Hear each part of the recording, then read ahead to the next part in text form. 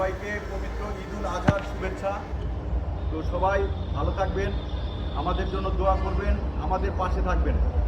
এবং আজকে এই ঈদুল আজহায় তো সবাই যারা বিত্তবান, যাদের সামর্থ্য ভালো, মধ্যবিত্ত, প্রত্যেকেই কোরবানি দিতেছেন। কেউ গরু দিয়ে, কেউ দুম্বা দিয়ে, কেউ খাসি দিয়ে, কেউ উট দিয়ে।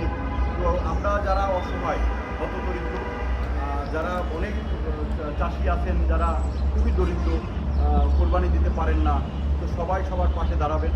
তো আপনাদের কাছে আমার আকুল আবেদন যে আপনারা যারা কোরবানি দিচ্ছেন, আপনার আশেপাশে যারা গরিব অসহায় মানুষ আছেন, তাদের প্রতি সদয়বান হবেন, তাদের পাশে দাঁড়াবেন। তো আপনার একটু সহযোগিতাই তাদের সংসারে শান্তি ফিরে আনবে, তারা আনন্দে থাকবে, তারা একটু ভালো খেতে পারবে।